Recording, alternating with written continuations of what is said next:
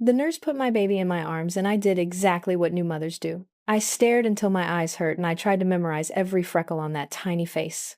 Her skin smelled like lotion and hospital soap. Mark laughed, because I was crying already, and I told him to stop moving my baby around like she was breakable china. I stepped into the hallway to call my mother, and the doctor caught up to me. He was out of breath and looked like he'd swallowed bad news. He said something about routine checks and a sample. He said the lab flagged a mismatch. The words were blunt and clinical.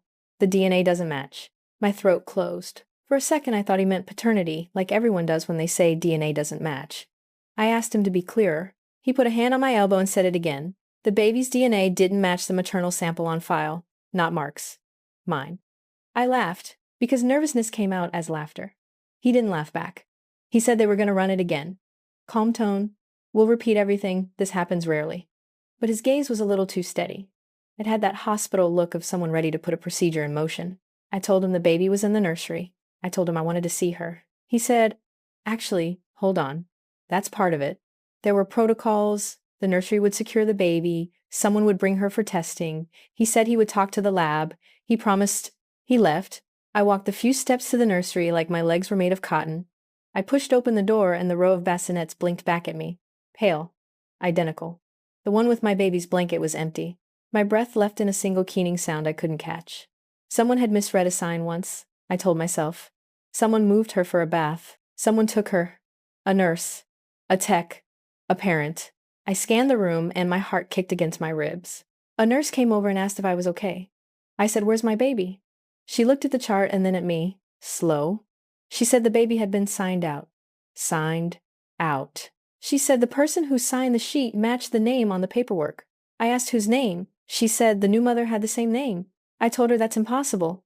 My name was on my wristband. My voice went thin. She told me to calm down while she checked the sign-out log. Mark appeared behind me and his face was already changing. White.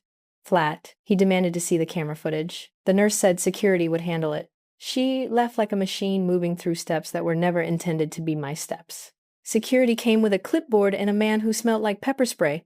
He showed us footage on his tablet. A nurse wheeling my baby out in her bassinet, talking to a woman in hospital scrubs who smiled and signed a clipboard. The woman hugged the baby like she had been waiting her whole life. Then she walked out. The world narrowed. I could hear Mark say, "I'll call the police." As if he was narrating an attempt to keep the sound steady. I followed a trail of staff into administration, past flowers and tasteful art, into a room full of people who kept folding their hands like they were trying to look unafraid. They called the police. They called the other hospital. They told us the woman who took my baby claimed to be a relative of another new mother who had similar paperwork. They said she was told the nursery had both babies and she'd been sent with the wrong chart. She hadn't meant to take my baby, she said, and she looked like she meant it when they viewed the footage. I heard a voice telling me to breathe. My mother was there soon after, shoes slamming in the corridor, words spilling. She held my shoulder and said they would fix it. Her fingers dug in like an anchor. Then the doctor came back and said the lab repeated the test, and the result was confirmed. He said the sample from the baby and the sample on my chart didn't match. He said the police would want to do a proper chain of custody, and the lab recommended an immediate paternity and maternity confirmation. I felt like someone had kicked me in the gut. Mark's face went small in a way that made my skin crawl. He asked in a low voice if there was any chance of a mix-up, like we both wanted an answer that did not lead somewhere ugly. The police officer looked at me as if I might explode. He asked when I had been in the nursery last and if I'd left the bassinet unattended. He read off protocol like he was testing whether my fault fit into a neat legal box. Every question landed like a stone. I could feel a crowd of them building. Hospital rules, security footage, lab notes, an uncooperative husband. I remembered that 2 nights before, Mark had been distant. He'd said he was tired, work calls, nothing to worry about. I remembered the way he hadn't wanted to feel the baby kick, like he was afraid that loving would make responsibility harder. Those little memories swam forward and I could hear people in the room rearranging them into blame. My mother told the police to look at the security feed again. She marched the administrator down the hall and demanded every sign-out sheet, every name. The woman who'd taken my baby was reached by phone. She had the baby in her car, waiting for confirmation that everything was a mistake. The police drove to meet her. When they brought the baby back to us, wrapped in a blanket that smelled faintly of cigarette smoke and fast food, I sobbed until I couldn't form sentences. Mark held the baby, face absolved by relief for a moment. I touched the baby's cheek and felt solidness, the way mothers do when flesh proves the miracle again. And then the doctor walked in like a judge and said the lab had retested the samples in front of a new tech and the result was the same.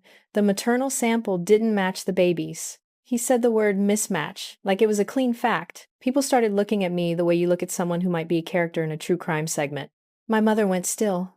Mark's fingers tightened on the baby as if a rope were woven through them and I was on the other end. He said quietly that we needed to be honest with each other, that if there was any secret he needed to know. I shut it down before he found the rest of the accusation. I said there was no secret. I hadn't left the room. I had been with the baby. We had been together since she came out of me. I could recite the timeline, like scripture.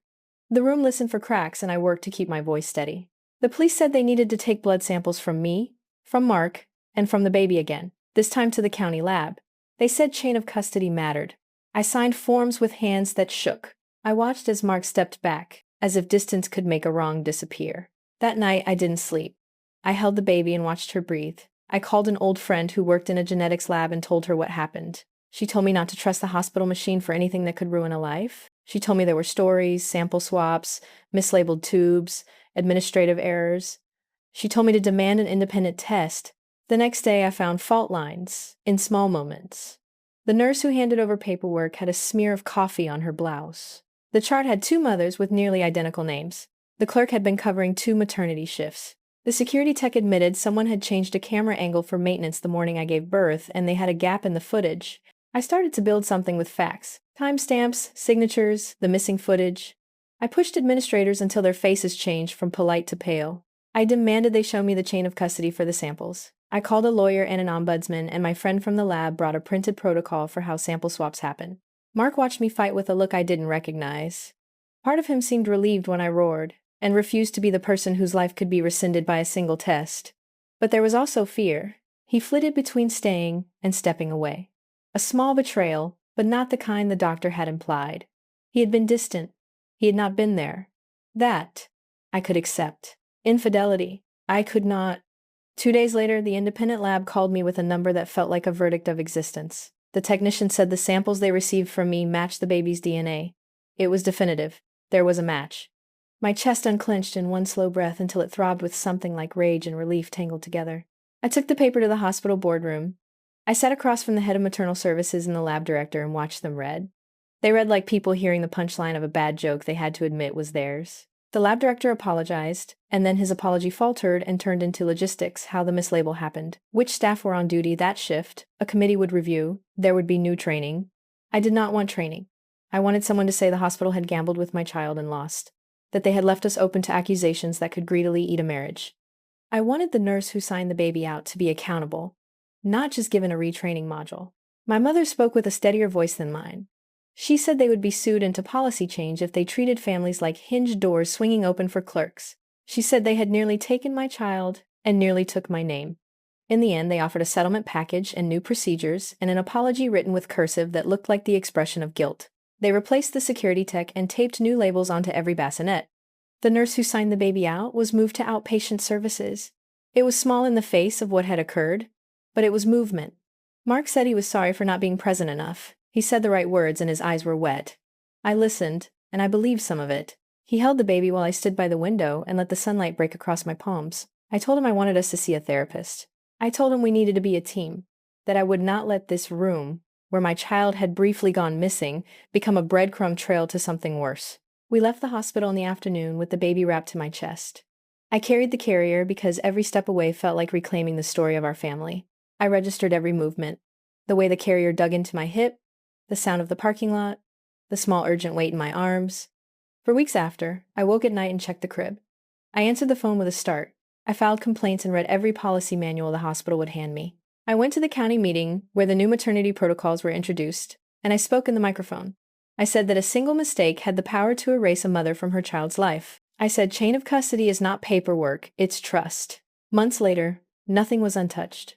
The hospital changed checkout forms, they added biometric checks for parents, they apologized in local papers. People sent gifts and notes, some angry, some supportive, and a few strangers shared their own stories of near misses in other hospitals. The world was looser, like an old seam pulled and restitched. We named our daughter what we had whispered in the delivery room. We called her something that sounded like defiance and promise. Mark was better about being present. He learned how fast absence could be weaponized into accusation.